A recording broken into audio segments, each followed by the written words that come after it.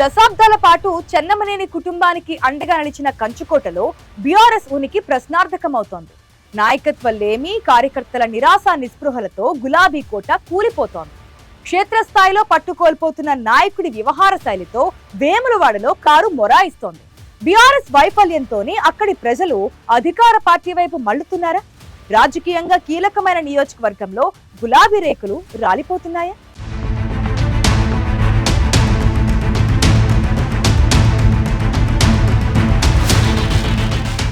గతమెంతూ ఘనమన్నట్లే ఉందక్కడ గులాబీ పార్టీ పరిస్థితి. అసెంబ్లీ ఎన్నికల తర్వాత వేములవాడ నియోజకవర్గంలో బీఆర్ఎస్ పార్టీ పరిస్థితి అగమ్యగోచరంగా మారింది. దశాబ్ద కాలం పాటు ఈ ప్రాంతాన్ని తన కంచుకోటగా మార్చుకున్న గులాబీ దళం ఇప్పుడు ఉనికి కోసం పోరాడాల్సిన దుస్థితికి చేరుకుంది. అసెంబ్లీ ఎన్నికల ఓటమి తర్వాత నియోజకవర్గ ఇన్ఛార్జ్ చెల్మెడ లక్ష్మీ నరసింహారావు నాయకత్వంలో పార్టీ గ్రాఫ్ రోజురోజుకు పడిపోతుండడం స్థానిక రాజకీయ వర్గాల్లో తీవ్ర చర్చనీయాంశంగా మారింది.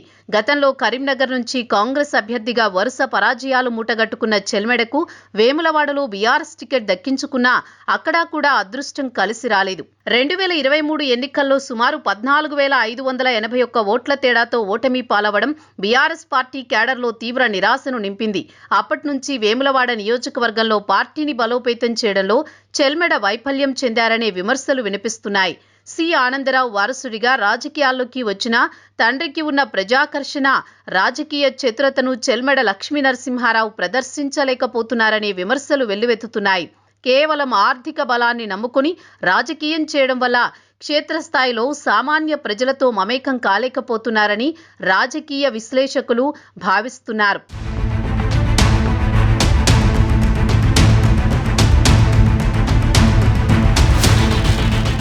వేములవాడ రాజకీయ చరిత్రను ఒకసారి తిరగేస్తే ఇక్కడ చెన్నమనేని కుటుంబం ముద్ర అర్థమవుతుంది. 1952 నుంచి ఇప్పటి వరకు నియోజకవర్గంలో జరిగిన 16 ఎన్నికల్లోనూ ఏకంగా 10 సార్లు చెన్నమనేని కుటుంబమే విజయం సాధించింది. ఒకప్పుడు సిరిసిల్ల సెగ్మెంట్లో భాగంగా ఉన్నప్పుడే 1967లో సిపిఐ నుంచి గెలిచి చెన్నమనేని రాజేశ్వరరావు తొలిసారి అసెంబ్లీలో అడుగుపెట్టారు. అప్పటి నుంచి 2004 వరకు 6 సార్లు ఎమ్మెల్యేగా ఎన్నికై నియోజకవర్గ రాజకీయాలను శాసించారు. నియోజకవర్గంలో జనరల్ కేటగిరీ కింద జరిగిన 13 ఎన్నికల్లో చెన్నమనేని కుటుంబం ఊసు లేకుండా రాజకీయం సాగలేదంటే వారు ప్రజల్లో ఎంతగా పాతుకుపోయారో అర్థం చేసుకోవచ్చు. వేములవాడ ప్రత్యేక నియోజకవర్గంగా మారిన తర్వాత కూడా చెన్నమనేని రమేష్ బాబు వరుసగా 4 సార్లు గెలిచి ఆ వారసత్వాన్ని పటిష్టం చేశారు.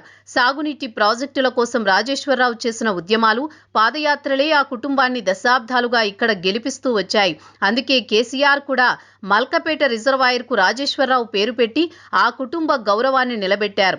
అయితే సుమారు 60 ఏళ్ల పాటు నియోజకవర్గంతో పేగుబంధం కలిగిన చెన్నమనేని ఫ్యామిలీని కాదని చెల్మెడ లక్ష్మీ నరసింహారావుకు బాధ్యతలు అప్పగించడం బీఆర్ఎస్ చేసిన పెద్ద తప్పిదమని స్థానిక క్యాడర్ అభిప్రాయపడుతోంది. రాజకీయాలంటే కేవలం స్వచ్ఛంద సంస్థలు, ఫౌండేషన్లతో ప్రచారం చేయడం కాదని, ప్రజల మధ్య ఉండి పోరాడాలని స్వయంగా రమేష్ బాబు చేసిన వ్యాఖ్యలు చెల్మెడ వైఫల్యాన్ని ఎత్తిచూపుతున్నాయి.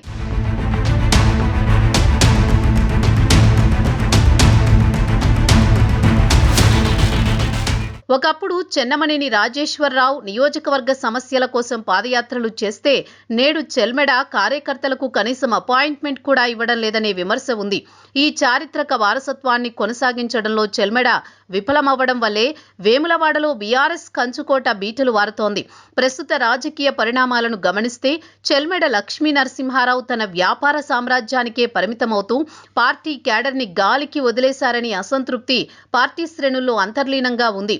క్షేత్రస్థాయిలో పార్టీకి బలమైన పునాదులు ఉన్నా కష్టకాలంలో అండగా నిలిచే నాయకుడు కరువవడంతో ద్వితీయ శ్రేణి నాయకులు, కార్యకర్తలు తీవ్ర నిరుత్సాహానికి లోనవుతున్నారు. మున్సిపల్ ఎన్నికల్లో పార్టీ 3వ స్థానానికి పడిపోవడం, చివరికి సొంత గ్రామంలో సర్పంచ్ ఎన్నికల్లో కూడా పార్టీ అభ్యర్థులు ఓటమి చెందడం, చెల్మెడ సమర్థతపై అధినాయకత్వానికి కూడా అనుమానాలు వస్తున్నాయంటున్నారు. ప్రజల సమస్యలపై పోరాడే ప్రతిపక్ష గొంతుక నియోజకవర్గంలో వినిపించకపోవడం, క్షేత్రస్థాయిలో కార్యకర్తలతో కనీస సమన్వయం లేకపోవడం బీఆర్ఎస్ ని బలహీనపరుస్తోందని విశ్లేషకులు అభిప్రాయపడుతున్నారు. కార్యకర్తలు ఏదైనా సమస్యపై వెళితే కనీసం అపాయింట్మెంట్ కూడా దొరకడం లేదని క్యాడర్ బహిరంగంగానే అసహనం వ్యక్తం చేస్తోంది. 10 ఏళ్లు అధికారంలో ఉండి ఇప్పుడు ప్రతిపక్షంలోకి రాగానే పోరాట పటిమ చూపించాల్సిన తరుణంలో నాయకత్వ లోపం వేములవాడలో బీఆర్ఎస్ ఉనికిని ప్రమాదంలో పడేస్తోంది.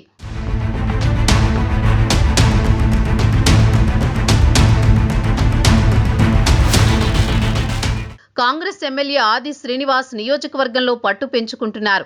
బీసీ నేతగా ప్రజల మద్దతుతో మొదటిసారి ఎమ్మెల్యేగా గెలిచిన ఆది శ్రీనివాస్ ఎమ్మెల్యేగా గెలిచాక దూకుడు పెంచారు. రాజన్న ఆలయ అభివృద్ధికి పెద్దపీట వేయడమే కాకుండా దశాబ్ద కాలంగా పెండింగ్లో ఉన్న రోడ్డు వెడల్పు కార్యక్రమానికి మోక్షం కలిగించి అభివృద్ధి వైపు అడుగులు వేస్తున్నారు. ప్రభుత్వ పథకాలను ప్రజల్లోకి తీసుకువెళ్లడంలో ఆయన సక్సెస్ అవుతున్నారు. బీఆర్ఎస్ బీజేపీ నియోజకవర్గంలో పట్టును కోల్పోతుండడం కాంగ్రెస్ పార్టీకి అదనపు బలాన్ని ఇస్తోంది. ఆది శ్రీనివాస్ నిరాడంబరంగా నిత్యం ప్రజల్లో తిరుగుతూ చిన్న చిన్న సమస్యలను సైతం వెంటనే పరిష్కరించే దిశగా అడుగులు వేస్తుండడంతో అటు బీఆర్ఎస్ ఇటు బీజేపీ క్యాడర్ కూడా క్రమంగా కాంగ్రెస్ వైపు ఆకర్షితమవుతోంది. రాజకీయాల్లో గెలుపోటములు సహజమైన ప్రజల మధ్య ఉండకపోవడమే చెల్మెడకు పెద్ద మైనస్ పాయింట్ గా మారుతోంది. పరిస్థితులు ఇలాగే కొనసాగితే వచ్చే అసెంబ్లీ ఎన్నికల నాటికి వేములవాడలో బీఆర్ఎస్ ఉనికి ప్రశ్నార్థకంగా మారే ప్రమాదం ఉంది.